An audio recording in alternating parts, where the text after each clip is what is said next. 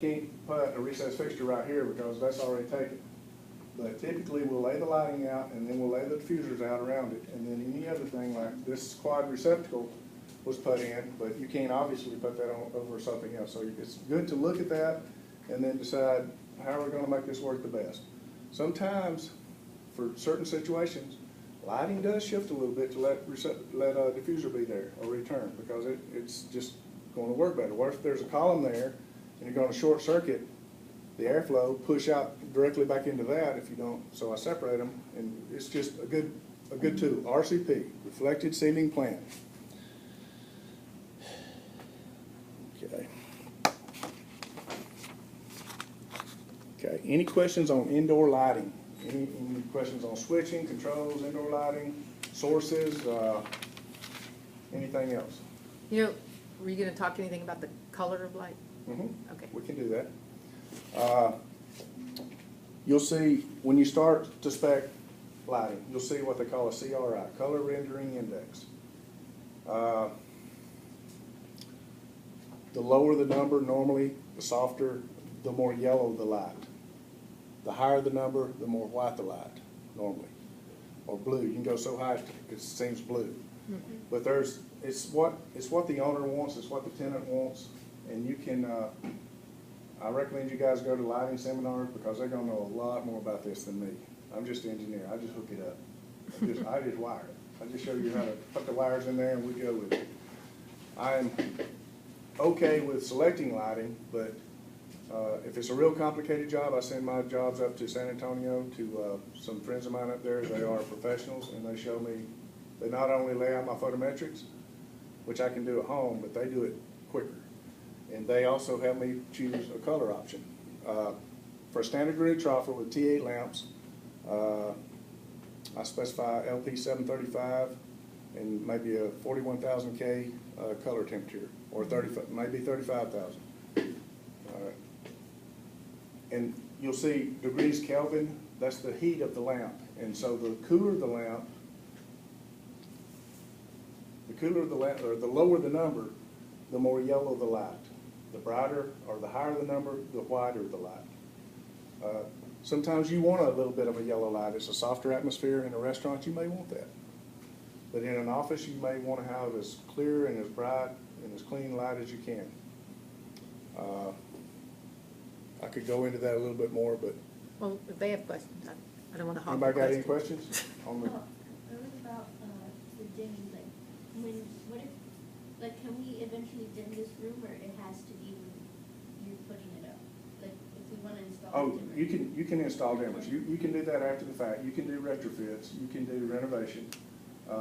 Yes, but it's a matter of make sure you always deal with the owner and tell the owner, the owner would be the one doing it. They would do that. But the way they would do it, I would think the easiest way to do this would be multi-switching instead of. We can do half of it now. If you can do half of it, so it's already in a way full bright or half bright. So it's already that way partially, but yes, it can be done after the fact. It's always easier to do it up front. And I forgot to bring this up. When you're laying out electrical and you have floor boxes, you've seen things in the floor, like a receptacle in the floor that you plug in. Say a desk is sitting out in the middle of the floor, and instead of running the wire over there, you've got a plug right here in the floor.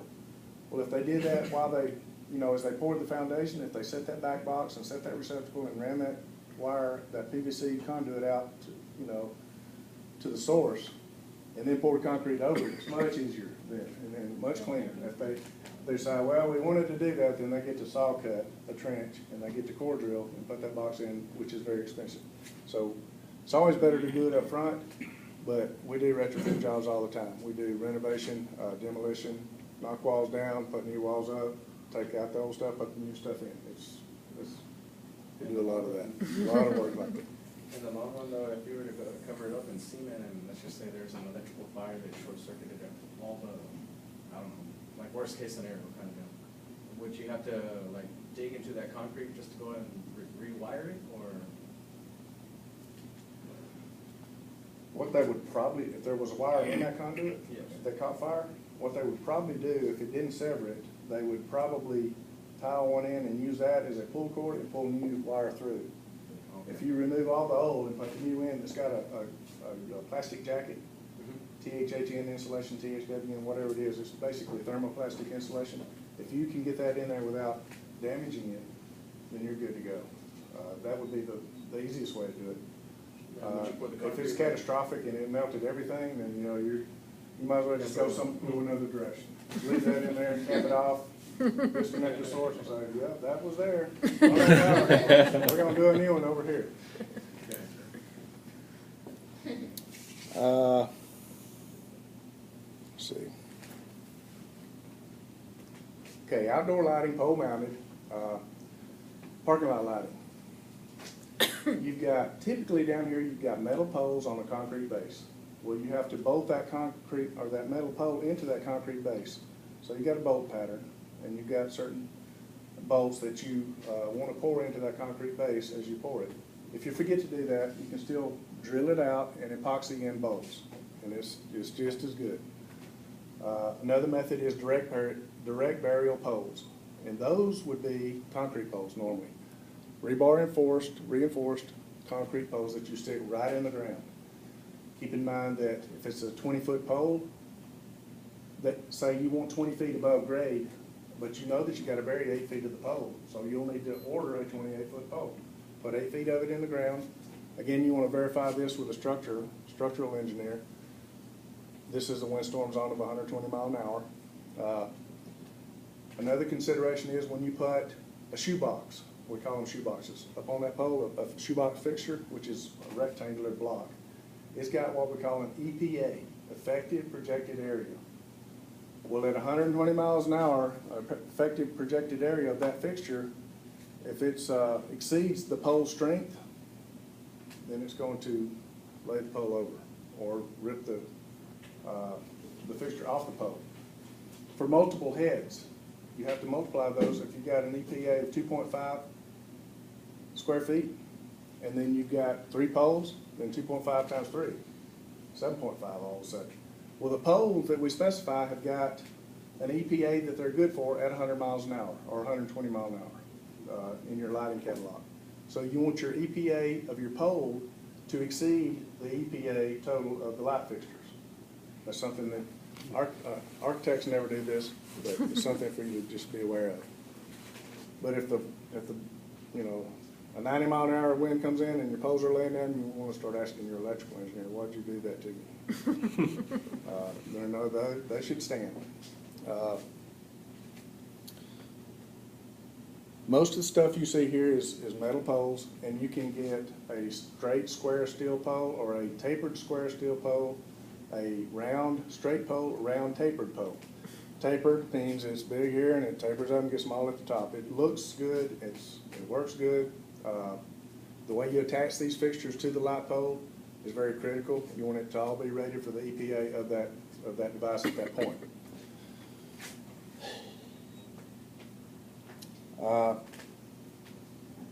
Now these pole mounted fixtures are typically what we call area lighting. They're just lighting the parking lot. But if you go into a Walmart lately, you'll see, well, it's got area lighting, but then on top of that, it's got a flood shining on Walmart. You can do that. You can flood that building facade from that pole. Well, when you do that, that greatly affects the EPA because those floods are massive. And those poles, what it boils down to is they have to be thicker metal, and they have to have better bolts, more bolts, stronger bolts to attach it.